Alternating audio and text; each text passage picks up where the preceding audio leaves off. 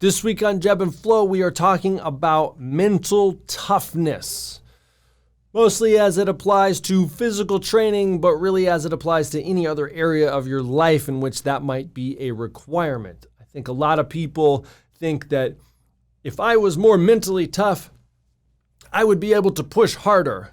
So if I just push harder, then I'll get more mentally tough. Well, it's not that simple. That's not exactly true. Mental toughness is something that is a term that is overused and often misunderstood. So we're going to dig deep into that and get you to shift your focus away from trying to rise and grind and push through and smash down the barriers, and instead use challenges and uncertainty as an opportunity to learn and to grow.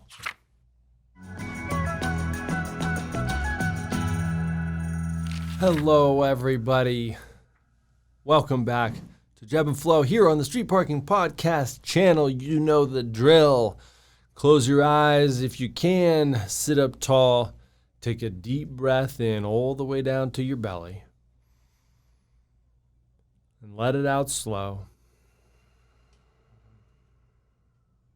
Another breath in, down into your belly. Then up into the rib cage. Slow breath out. Last one, slow, but the biggest breath you can take. Fill up. Take another little sip of air in at the top. Hold it. Relax and breathe out. Blink your eyes open. And here we are. So, when I was in 7th grade, that was when I had my first wrestling match. I'm pretty sure I forged the permission slip to join the wrestling team and then told my mom afterwards after it was too late. But my first wrestling match, I was 76 pounds in the 7th grade. And the lowest weight class was 85. And after the first, I'd been to practice. I loved wrestling practice. It was cool. We learned a lot of drills, and we did a little bit of practice of actual wrestling, but much different than when you actually get into a tournament and you wrestle some kid that you don't know. And after the first round of my first match, I have never been more tired in my life. There was just not enough oxygen in the world to get into my body fast enough to help me catch my breath. My legs felt like they were buckling underneath me. I was afraid that I wasn't going to be able to stand up. And that was after the first round. And I went out there in the second round and I pinned the kid. And at that point, I was hooked. I was hooked on quote unquote combat sports, which is maybe not a great term, but I was hooked on the idea of one-on-one competition where it's you and someone else. You can't rely on anyone else. Not only that, a lot of people are watching, which added to it. But I will always remember that match. And later I learned how to relax, how to breathe, and how to develop more awareness of what was happening in a situation like that without just instinctively reacting to what was going on. But when you start out, like in any sport, you're not thinking a step ahead. You're just literally reacting in the moment to what is happening.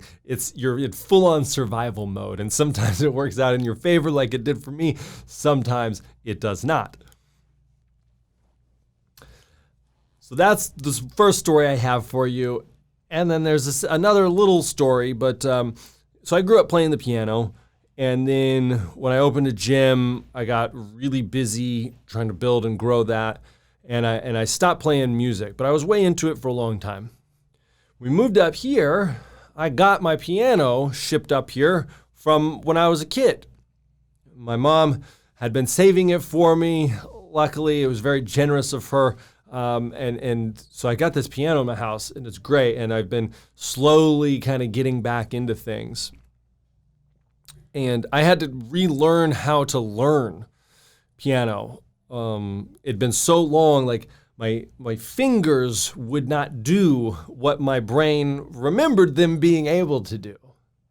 And it was very frustrating. And I had to go back to my earliest piano teachers and what they taught me, which was to don't look at the piece as one piece and you just have to start playing it. But you take the first couple of bars and you learn the right hand and you learn the left hand, and then you put them together and you get a metronome and you put the metronome on a really slow tempo and you go very, very slow for the first little chunk of the piece. And once you get the rhythm down and you know how everything kind of relates to itself at a slow tempo, then you move on to the next few bars and you repeat. You do the right hand, the left hand, and you play them together very, very slowly until you get comfortable and you start to remember. And then you take those, the first two chunks and you put them together and you play them at that slow tempo. And then you take a third chunk and you do the same and you tack that on there. And then the fourth chunk. And there's different ways that you can do it, but basically it's breaking it down into these smaller pieces, manageable pieces, mastering those little pieces, and then attaching the pieces together. And eventually you can play the whole piece and you can slowly, gradually speed up that metronome to the tempo that the piece is supposed to be played at. And then you can play the whole thing. And you deconstruct this challenge to something that is so simple. It's so simple that it's almost like, well, this is too easy, And it's great. I wouldn't say it's too easy, at least right now. But it's been so great kind of getting back into piano, and it's such a relaxing kind of meditative process. You really have to focus on what you're doing. If I start thinking about anything else while I'm playing, I mess up. The reason why I'm talking about these two stories is someone had suggested for a topic the idea of mental toughness. And I think that's a great topic to talk about. I don't know that what I have to say about mental toughness is going to be exactly what you're looking for, but maybe that's part of the overall message here anyways. But when I think about mental toughness, or the word tough means like if something's tough, it can take a real beating. And I don't want to characterize myself or take a lot of pride in that or suggest or encourage other people to get better at taking a beating. So I think the term mental toughness, while the spirit of it is very good, it can be often misunderstood, and I think it's certainly a term that is pretty overused while being misunderstood. So we're going to get into it. The challenge of dealing with the unexpected or existing in a time or in an environment of uncertainty, that is central to your experience as a human, to the entire human experience. That is something that it is part of life. How we deal with that can go a lot of different ways. And you have a choice as far as how you want to deal with that. And that's where mental toughness, resilience, and your mindset can play a really big role.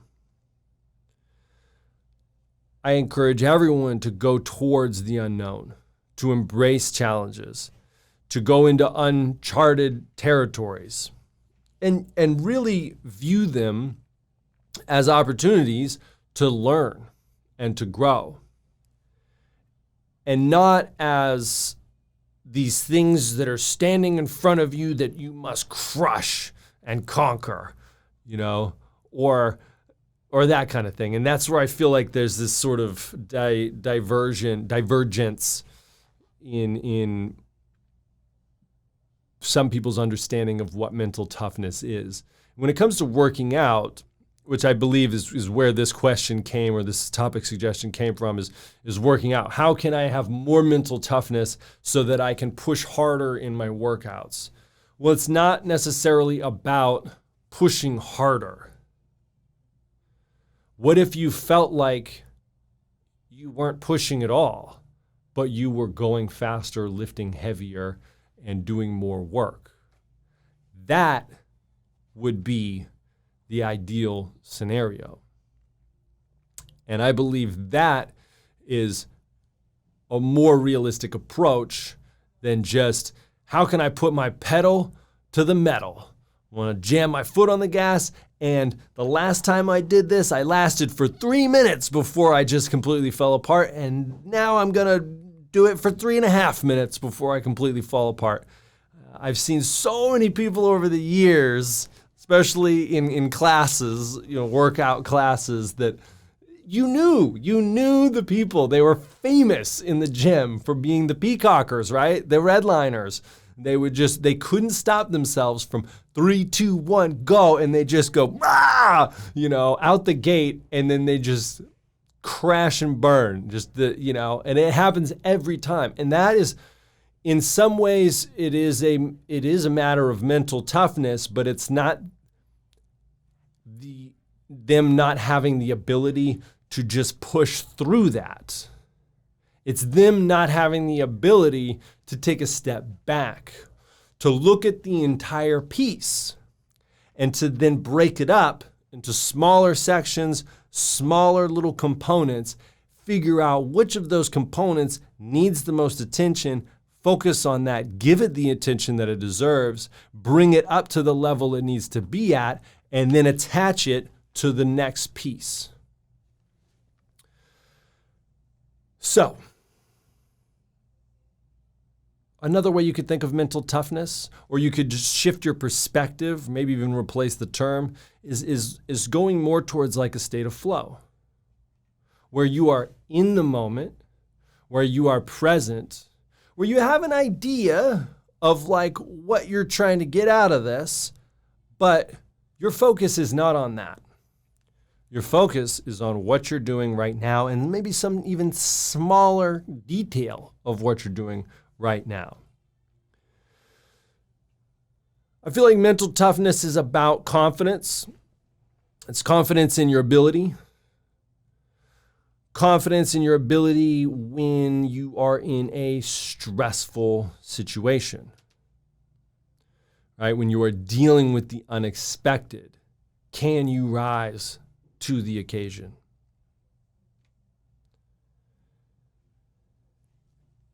The best piece of advice that I could offer, if anyone wants to take my advice, who knows? But the best thing that I could say would be to focus on your inputs and not on the outcome.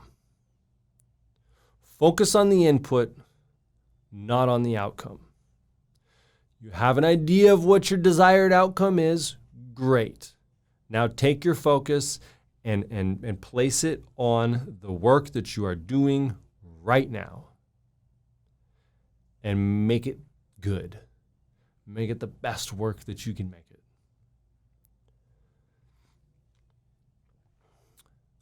So, if there's anything that I can also add to this the battle mentality, the me versus the challenge. That kind of sets you up for this almost like fixed mindset where it's this kill or be kill, right? Conquer or be destroyed. And it creates this rigidity. And if something is really rigid and you're just trying to just smash through, sometimes you'll be able to do that for sure. But the more rigid something is, actually the weaker it is. The more likely it is to snap. Whereas if you can kind of take the Bruce Lee be water approach, where you focus on more of a malleability, a plasticity to your thinking, to the way that you're approaching a problem, and maybe even to your movement, that will allow you to be in that place, to go into that place. And maybe when it comes to functional fitness, we call it like the pain cave, or you go to that dark place. You can go into that dark place. And it's not necessarily a pain cave anymore. You're just going into this uncharted territory. You're going to this place that's unfamiliar. You're going to a place of uncertainty. And when you get there, instead of gritting your teeth and biting down and holding your breath and clenching your fists and trying to just smash around through there, relax. Look around. Be aware of how you feel in that situation. Be a witness, right? Observe all the little details. That is how you can cultivate mental toughness.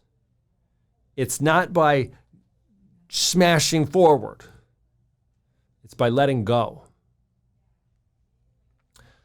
That is your action item for the week.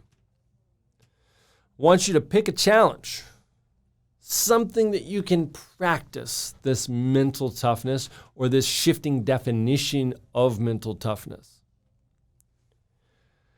And you can reframe your understanding away from pushing harder and towards concentrating your energy and focus on smaller details. So the easiest thing would be to pick a workout and do this for a workout. But you could also do it for larger tasks in your life. And just remember, you break it down into small little pieces, and you just focus on that first piece, and you get that piece down, and then you do the next piece. And then you attach those first two pieces, and you go to the next piece. And then you attach all three of those, and you go to the next. And then it's just super simple, right? You just know what to do. It's the next little step.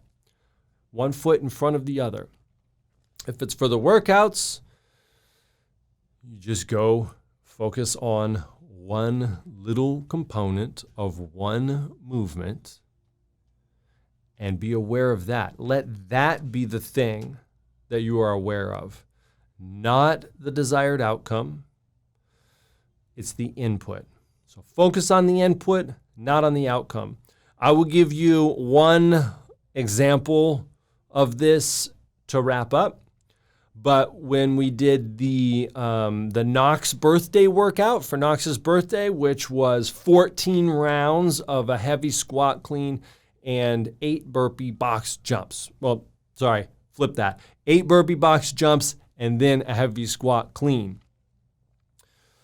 So for the burpee box jumps, I had a couple of things that I was going to focus on. And that was it. I'm going to focus on always breathing. Every time I do burpees, always breathing. So I'm going to focus on always breathing. I'm going to breathe out on the way down. And I'm going to move slow and controlled. The other thing that I'm going to play with that I kind of like on a burpee box jump is when I come up out of the burpee, jump my feet up behind my hands. I'm going to use some of that kinetic energy, that elasticity, that I've talked about on here before. We won't get into the science, but there's the stretch shortening complex reflex. And so jump up out of the burpee my feet behind my hands and use some of that energy to jump up onto the box. So it's like hop, hop. So I'm going to breathe, hop, hop. Breathe, hop, hop. I'm not focused on anything else. I'm not focused on the clock. I'm not focused on how many rounds I've done. I'm not focused on how out of breath I am. I'm not focused on the clean that I got to do later. I'm not focused on the person next to me. I'm focused on breathe out, breathe in, hop, hop. Breathe out, breathe in, hop, hop. That was it. And I cruised. I cruised through those burpees, and it allowed me to be pretty mentally fresh, somewhat more physically fresh for the squat clean. And when I got to the squat clean, I thought about, okay, I need to be fast. I need to be fast. I want to be fast. So when I stand up and that bar passes my knees, I am going to extend my hips and drop under that bar fast, because I have a habit of kind of moving slow, especially in explosive type movements. And I feel like I'm going fast, but when I see it played back on video, I'm like, dang, I'm moving so slow. So I want to move fast. So that's what I'm going to focus on, fast. So I do that a couple of times, and the cleans were feeling pretty heavy, and I was getting that speed under the bar, but then I was just sitting down there in the squat and standing up really slow. And again, stretch shortening, I wasn't taking advantage of that. So I changed my perspective. Okay, I am going to drive my feet so far, so deep, so hard down into the floor to stand up out of that squat, because I need to stand up faster. If I can stand up faster, it's actually going to be easier rather than getting stuck down there. So again, still going to be fast. That was the first piece, but now I'm connecting the second piece to it. I'm going to stand up fast. I'm going to drive my heels down, fire up the quads so I can keep my chest up and stand up all the way.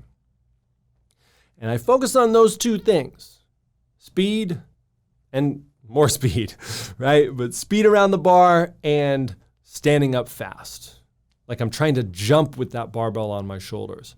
And those were the two things that I focused on. And the workout went very smoothly for me. Probably maybe not the fastest time, but I felt great. And I was able to focus on these smaller little components. Not saying that I'm the most mentally tough person. I have a lot of room to improve. But I feel like switching the mindset towards more growth, looking at opportunities to grow and to learn and to get better and to be comfortable in that uncertainty, comfortable in that dark place, so you can look around a little bit, is the way to go, rather than trying to just be super, super tough. That's all I got for you this week. I love you. Thank you so much for tuning in. I will see you next week.